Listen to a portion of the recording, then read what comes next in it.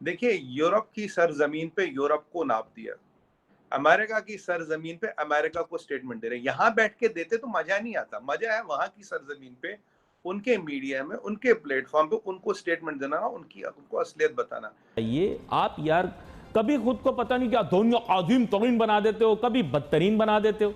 अल्लाह माफ करे, इस कौम के शर से मैं बचूं। यकीन करो, अपनी कौम के बारे में बात करो। कभी अपने आप को नौजुबिल्ला गुरूर तकब्बुर इतना करते हो, बिल्कुल अजय देवगन बन जाते हो, सिक्का जेब में आया गर्दन टेढ़ी।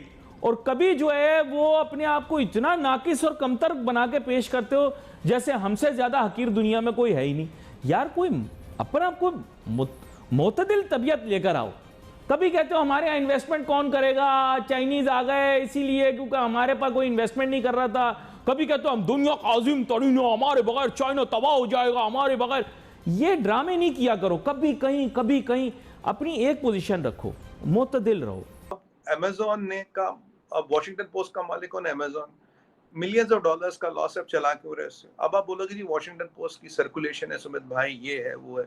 जितनी वॉशिंगटन पोस्ट की सर्कुलेशन, उससे ज्यादा हमारे एक हिंदी का पेपर आता है दैनिक जागरण, 10 गुना ज्यादा सर्कुलेशन है वॉशिंगटन पोस्ट से, 10 गुना ज्यादा। दैनिक जागरण शायद नाम सुना हो, नहीं सुना आपने, 10 गुना ज्यादा सर्कुलेशन। भारत के जो मिनिस्टर फॉर एक्सटर्नल अफेयर्स हैं डॉक्टर जयशंकर, बड़े मंजे हुए डिप्लोमेट हैं डॉक्टर साहब, और he is widely respected world wide, और पूरी दुनिया में उनका एक बड़ा वो है कि बड़े कैरियर डिप्लोमेट रहे हैं। इतनी दुनिया में सफर किया, इतनी डिप्लोमेसी की, अभी भारत के टॉप डिप्लोमेट हैं।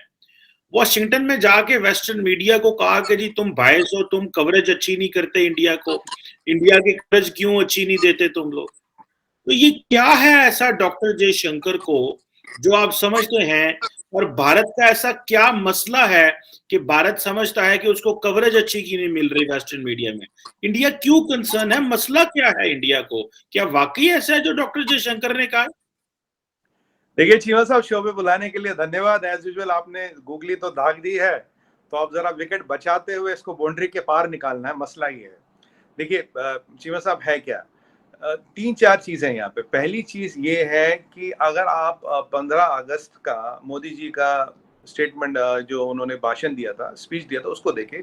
उन्होंने बोला था गुलामी की हर जंजीर को मिटाना, हर चिन्हे को, हर पन्ने को मिटाना है। मतलब there has to be no imperial hangover, और there has to be no imperialistic ideas or thought process which has to be in the daily living and all that।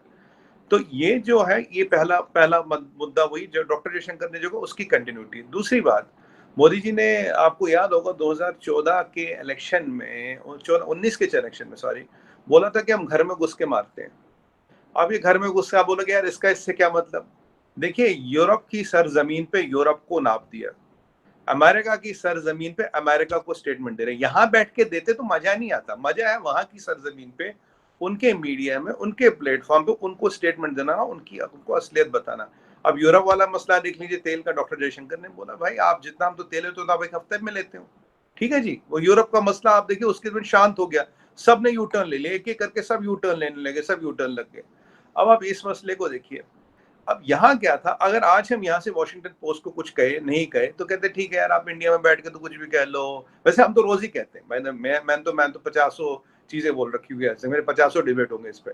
But हाँ, अब वहाँ डॉक्टर जयशंकर साहब वहाँ उनकी सरजमीन पे बिल्कुल डायरेक्ट कहते हैं। And one of the news papers who is from this town, मतलब नाम नहीं लिया बट सब समझ गए वॉशिंगटन पोस्ट की बात हो रही थी। कल इसमें हमारे नेशनल टीवी पे by the way prime time पे डिबेट भी था, मैं भी था उसमें। देखिए, ये बढ़ता हुआ भारत है, उभरता हुआ भारत है, जो मैंने आपको पहले कहा। गए वो दिन चीमा साहब, then when people out of India could set the narratives here, could set the thought process here. गए वो दिन जब Washington Post was seen as the epitome of brilliance, truth and enlightenment, and you know the whatever is written in Washington Post are words of Bible. मतलब उस पर कोई discussion नहीं, कोई मतलब नहीं, जो लिखा जी बिल्कुल सब गॉस्पेल ट्रूथ है, कोई नहीं। It's axiom, axiom is a self explanatory truth which needs to no further explanation. वो जमाना गया। अब जैसे जैसे इंडिया बढ़ रहा, लोगों को तकलीफ हो रही है, लोगों को तकलीफ हो रही है, कुछ न कहीं इधर उधर टांग खींचते, यहाँ करते वहां करते। आपने देखा पीछे जेफ बेजोस साहब यहाँ आए थे, सेम कलर का कुर्ता पहना था पर सिल्क का था, कोई मिला नहीं। 3-4-5 दिन कुर्ता पहन के घूमे, कोई किसी ने कुछ खास घास डाली नहीं। Sorry to use not a proper word, पर थोड़ा हमारी जो हिंदी वाले दर्शक जो हमारे दर्शक वो ज्यादा कनेक्ट कर पाते हैं। देखिए किसी ने घास डाली नहीं उनको, बट कई बार मैं ऐसे वर्ड कर लेता हूँ कि विच आर नॉट वेरी, सभ्य नहीं मानते उनको, but just for the flow of things I use them. तो चीमा साहब उन्हें किसी ने घास डाली नहीं। अब अमेजोन ने का, अब वॉशिंगटन पोस्ट का मालिक कौन है? अमेजोन। मिलियंस ऑफ डॉलर्स का लॉस अब चला क्यों रहे उससे? अब आप बोलोगे जी वॉशिंगटन पोस्ट की सर्कुलेशन है सुमित भाई, ये है वो है। जितनी वॉशिंगटन पोस्ट की सर्कुलेशन उससे ज्यादा हमारे एक हिंदी का पेपर आता है दैनिक जागरण, 10 गुना ज्यादा सर्कुलेशन है वॉशिंगटन पोस्ट से, 10 गुना ज्यादा। दैनिक जागरण शायद नाम सुना नहीं सुना आपने, 10 गुना ज्यादा सर्कुलेशन है वॉशिंगटन पोस्ट से।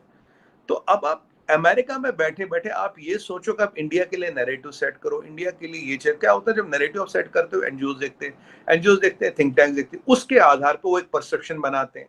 तो परसेप्शन का, गलत परसेप्शन की सीडिंग वहां से होती है। जैसे मैं आपको एक एग्जाम्पल बताऊं, 35 से 370 था, टेम्परेरी प्रोविजन था, करीब करीब, आपको फैक्ट बता रहा हूँ चीमा साहब, ये वॉशिंगटन CNN ये सब जितने हैं ना अपना अमेरिकन मीडिया, फिरंग मीडिया, अब आप जानते हैं इनको अमेरिकन गवर्नमेंट तो कंट्रोल करती नहीं, individuals like Jeff Bezos control करते हैं। जब उनके यहाँ काम नहीं बनती तो वहाँ एक आर्टिकल डाल देते, कोई बात नहीं, डाले कोई फर्क नहीं पड़ता, आना तो यही पड़ेगा, आना ही पड़ेगा, आर्टिकल डालो ना आलो, कहते ना आखिर तुम्हें आना है जरा देर लगेगी, एक हिंदी में गाना था भाई।